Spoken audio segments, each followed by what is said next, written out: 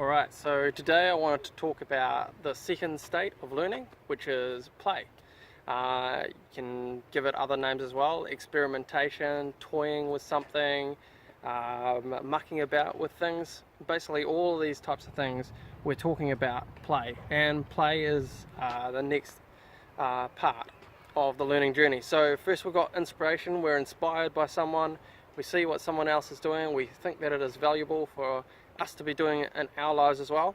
And then the first thing that we might try and do is we'd try and copy them in some sort of way and just play with that thing. So we'll toy with an idea that we've heard, or we'll play with an object that someone else is playing with.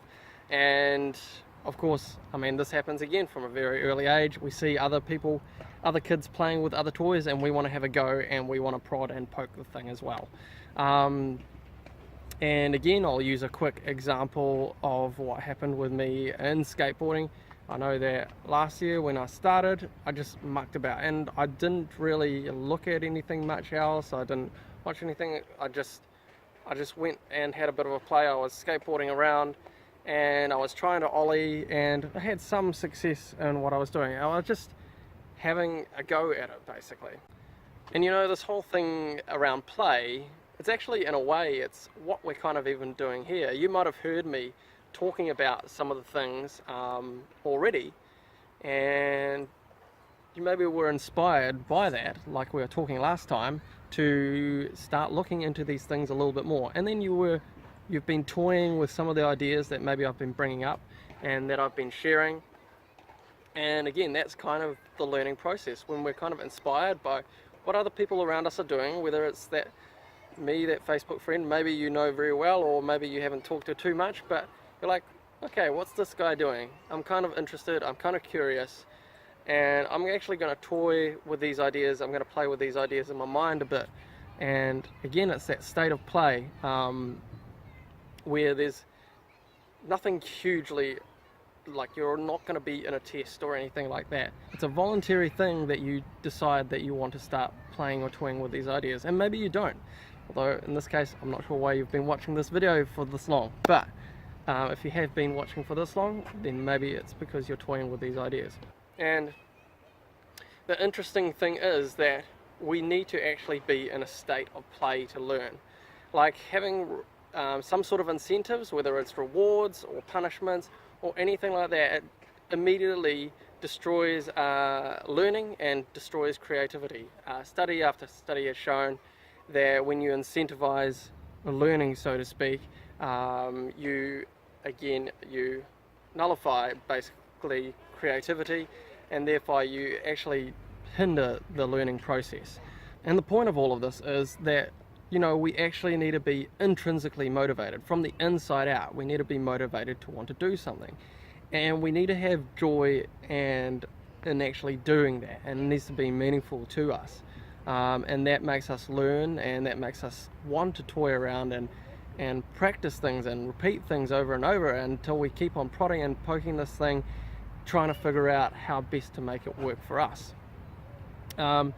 Once we start adding these extrinsic motivations, again, as I say, it kills creativity. And I see this, you know, in so many different ways. In my own life, for instance, I know that the time that I am the most creative when I'm dancing, when I do swing dancing, is also when I'm having the most fun. If I'm having the most fun, I'm also being the most creative.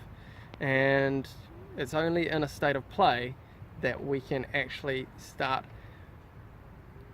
experimenting, start playing with these ideas. It was really interesting. I was reading a book a wee while ago, and the researcher mentioned that he was watching a class, and the teacher said to the class, you can experiment later, we're doing science now. Which is totally ironic, of course. We actually need to play, and prodding and poking and trying out things is something that occurs right through the learning process, but it's often the first thing that we kind of turn to. And again, it needs to come for the learning to actually be meaningful, and needs to come from an intrinsic place, so from within us.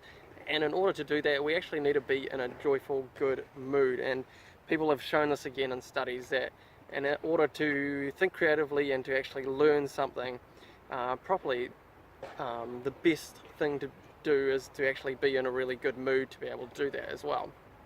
And that is kind of, again, that intrinsic, oh, this is fun, this is meaningful, this is what makes me happy, and that's how we learn. So again, trying to force people into and trying to motivate them in certain ways, either through rewards or punishments, it gets them to comply and to memorize perhaps certain things in the short term, but again, it kills things in the long term, because as I think pretty much everyone who's ever done a test of any sort of kind will be able to testify, you basically, after the test is over, you tend to lose everything you crammed for just about overnight. And it's crazy how that happens, but again, that's because we weren't necessarily intrinsically motivated, and when it comes to tests, they basically never come from an intrinsic want to do that.